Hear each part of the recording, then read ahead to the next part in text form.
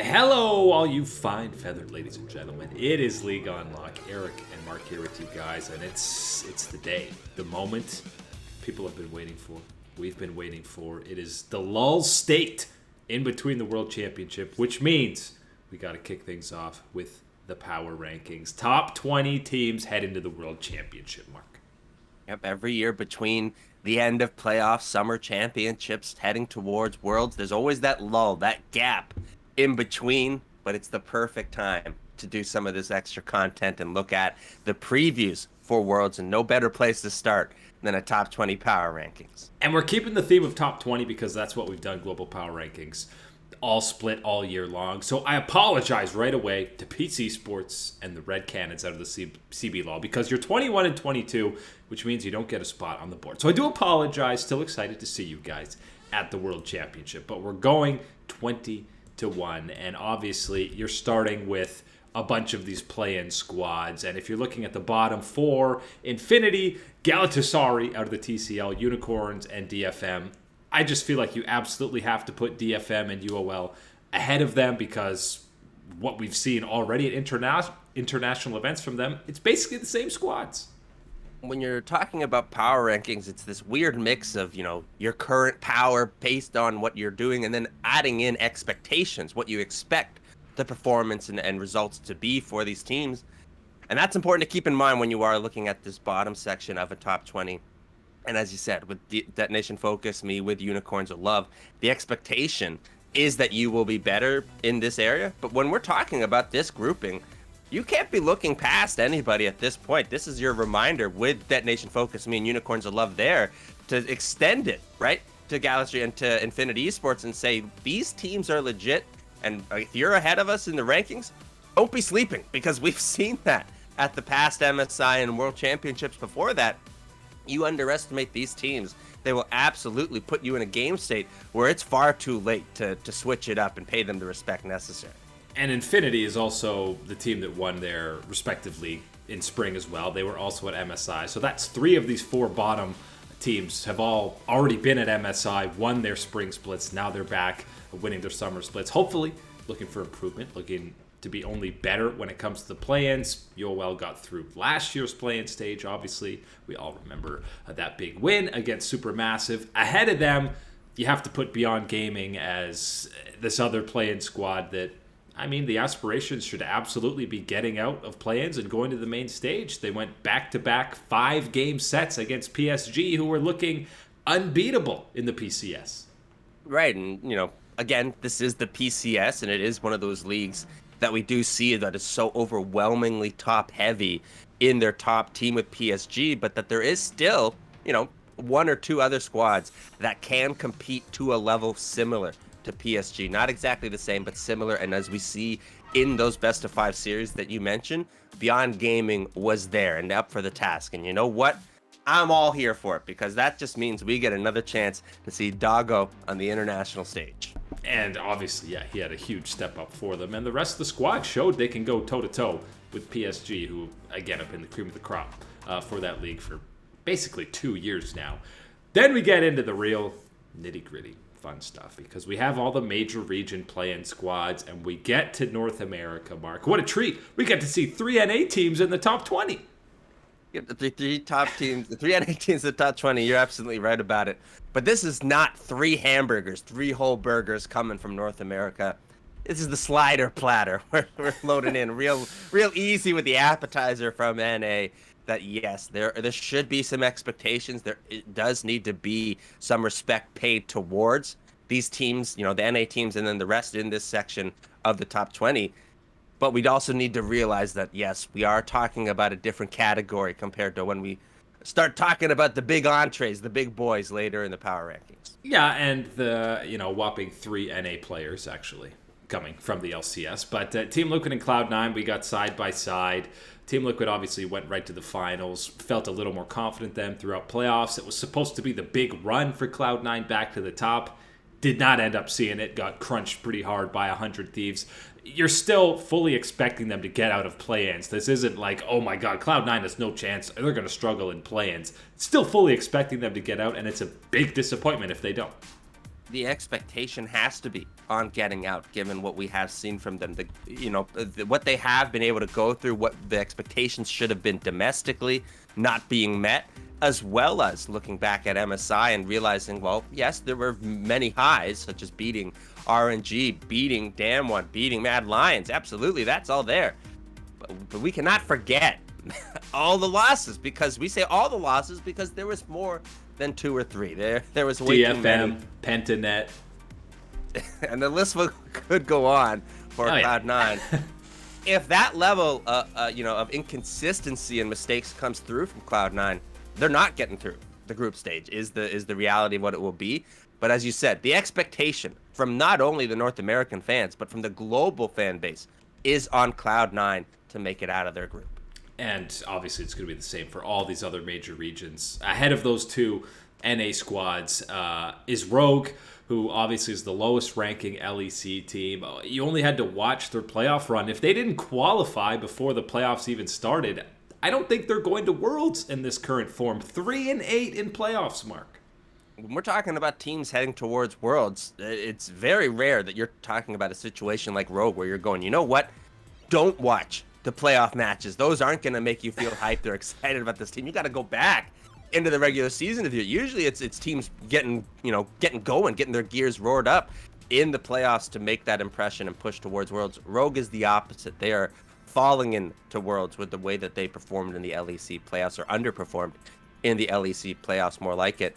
And where they sit in these power rankings is based off of putting some respect on what they did throughout the regular season in the LEC, what we expect their growth to hopefully be from the last time they were at the World Championship, but at the same time tempered because of the disappointment of what they did in playoffs. Rogue just hoping they don't draw, top seed from the LCK and one of the big contenders from the LPL, but I'm going to be honest, as the third seed, there's a pretty good chance that that's what's going to happen.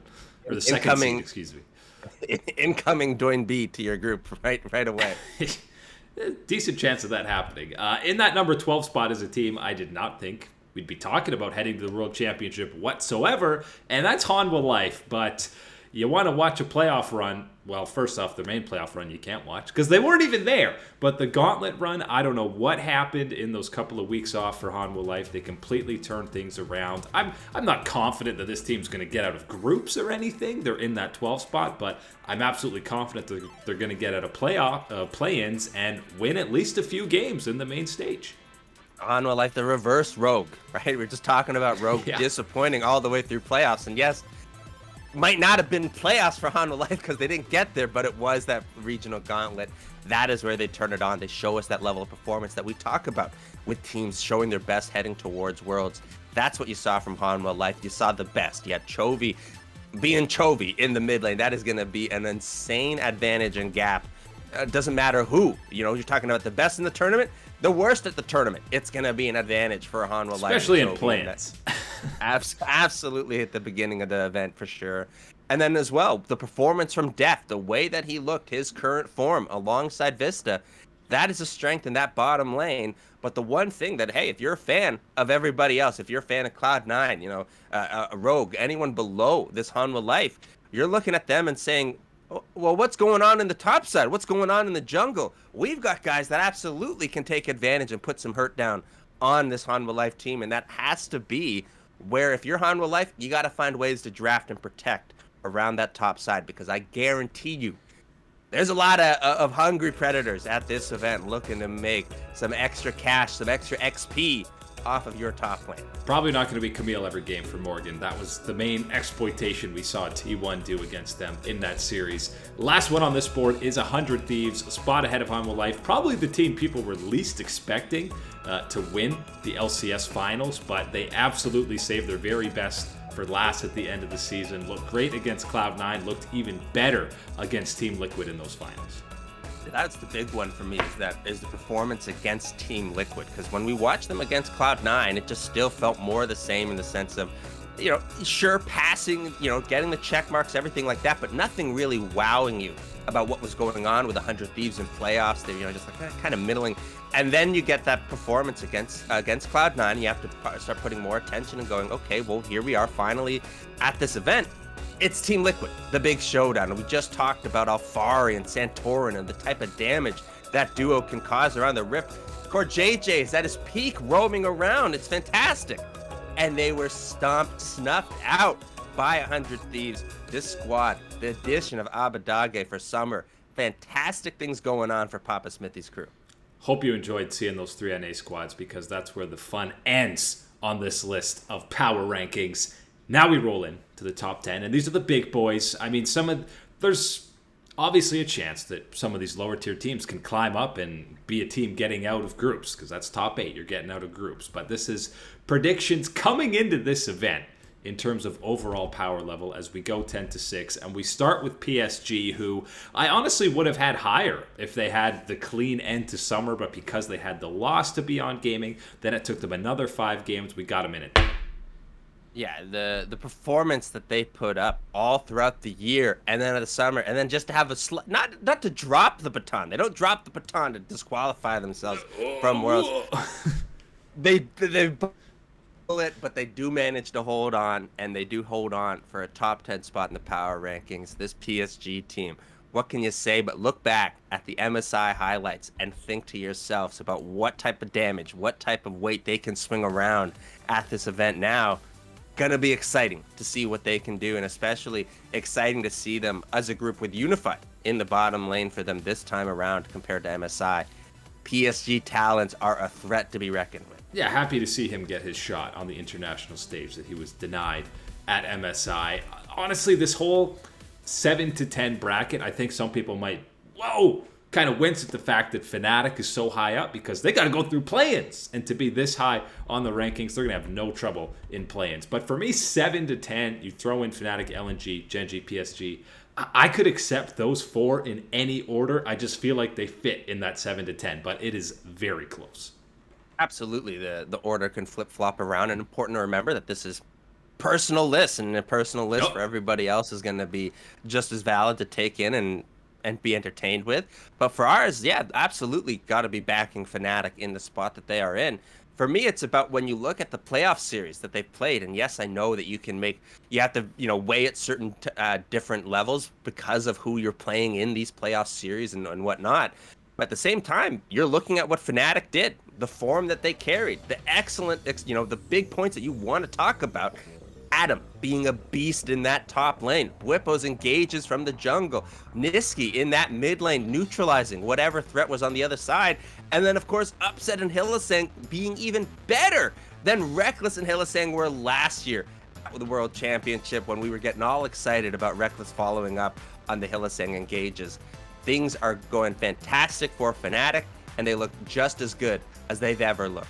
And in terms of both LNG and Fnatic, don't be sleeping on teams that have to go through play-ins. We've seen Damwon in 2019 get out of groups as a play-in team. We've seen Cloud9 do it. It's you're just, sometimes that's the way it's drawn. You got to go through play-ins. LNG have looked really good in some of their last playoff series, even against some of the best teams in the LPL. So I'm much less concerned about LNG getting out of play-ins than even LGD last year.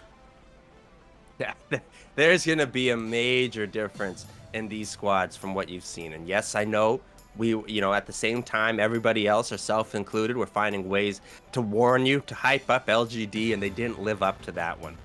I've got enough faith in what we have seen throughout the year and proven and tested against the best in the LPL from LNG that it's not going to be a repeat. I'm just so happy we get 3 members of Griffin on 3 different teams that are going to be at Worlds. It just speaks to how damn good that team was.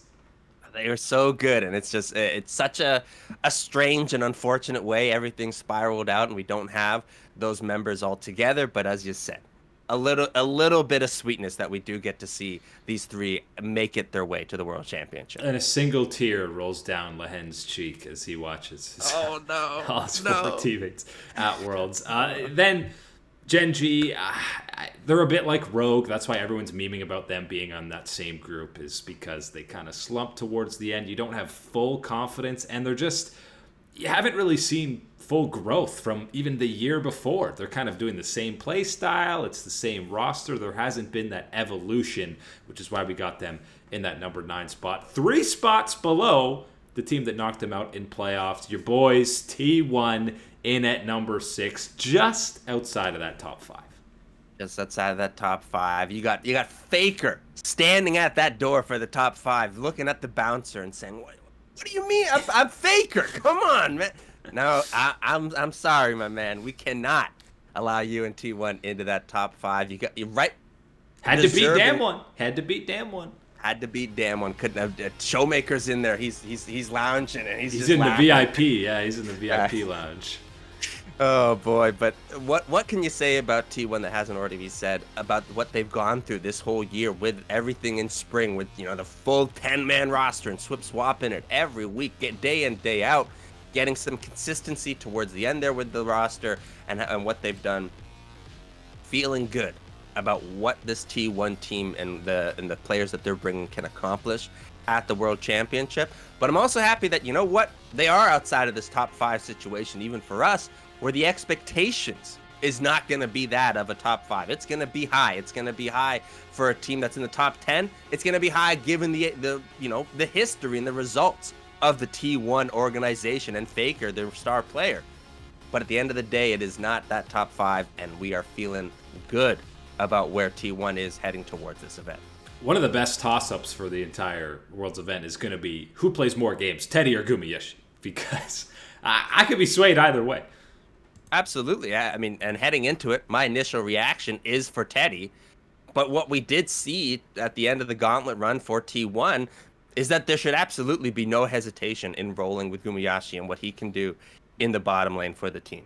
What a good problem to have as an organization. You have not only 2 starting caliber 80 carries, but 2 top 5 80 carries in the entire LCK. So good roster issues to have if you are T1. Now we enter the door, past the bouncer. We're into the club, the top 5 club mark. The lights are a little dimmer. Everybody's already everyone's a little cocky in here. And I think coming into this, most people's lists are going to have the same top 5 teams. It's just going to kind of shift around the order a little bit. We got your boys, the champions from the LEC, Mad Lions. They absolutely deserve to be in that top 5 spot. We put them right at 5. I think the arguments are going to be RNG or Mad Lions. Who goes 4? Who goes 5?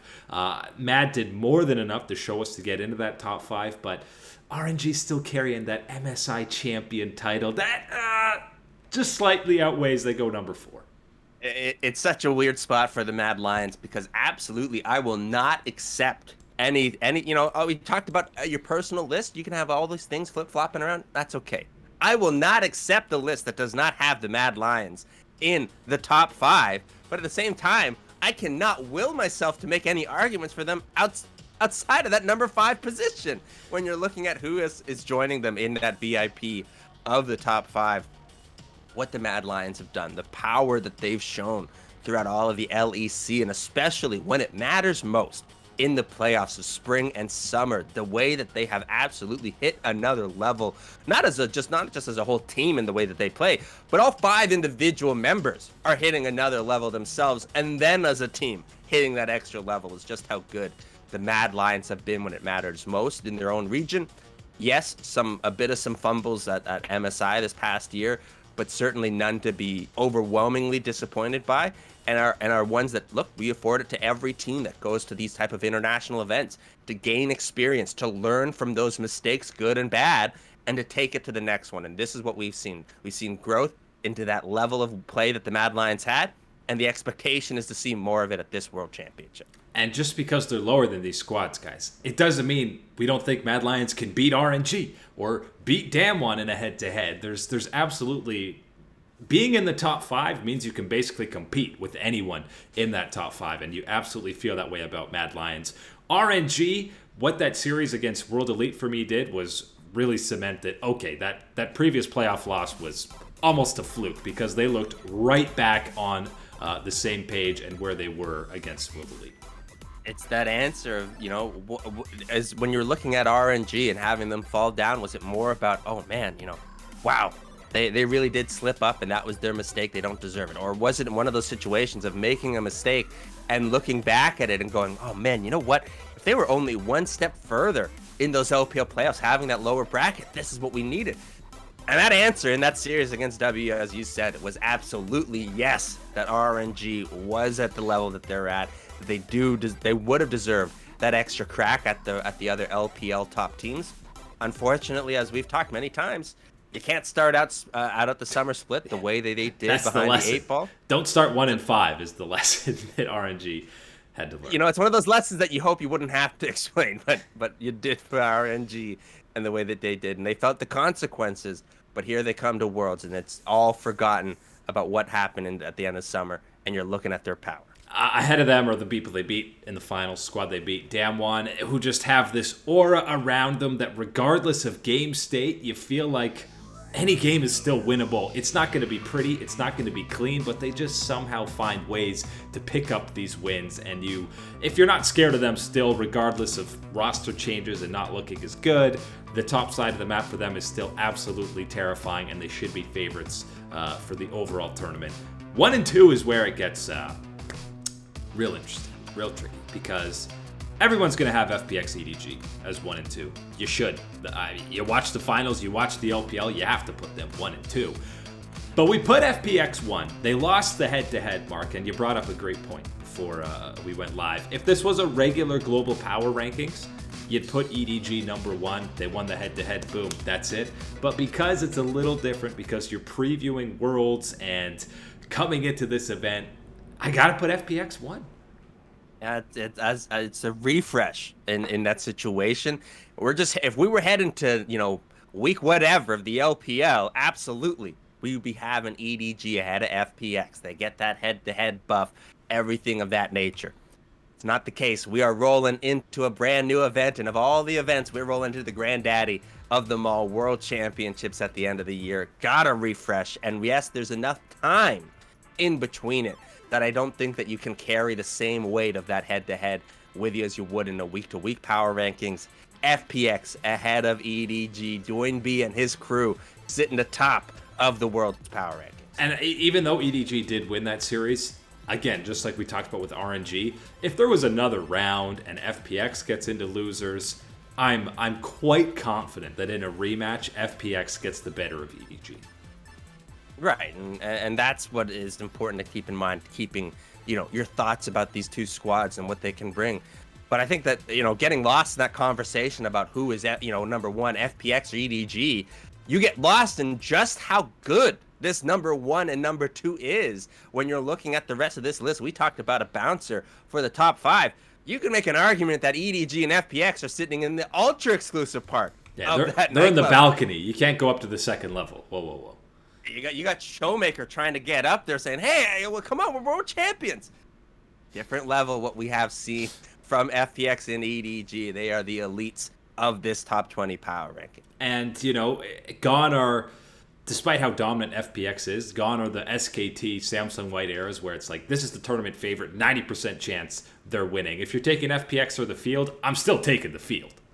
Yeah, the way not only the way that, who we have coming to this event and what they've shown us, the way that the game has evolved. It's so hard to look at one squad as just, that's it, and seal it, deal it, type of done. Because of how the game has gone and what we can see, all these, we just talked about weeks ago, we had, a 5K, a 10K, 11K, whatever amount of gold lead you want thrown away in different regions. It happened all over the place, even in the mighty LPL. Yes, this is certainly one for the taking the field type of bets. Preview's only beginning for Worlds, but that is it today for League Unlock. Eric and Mark here with you guys. Thanks for hanging.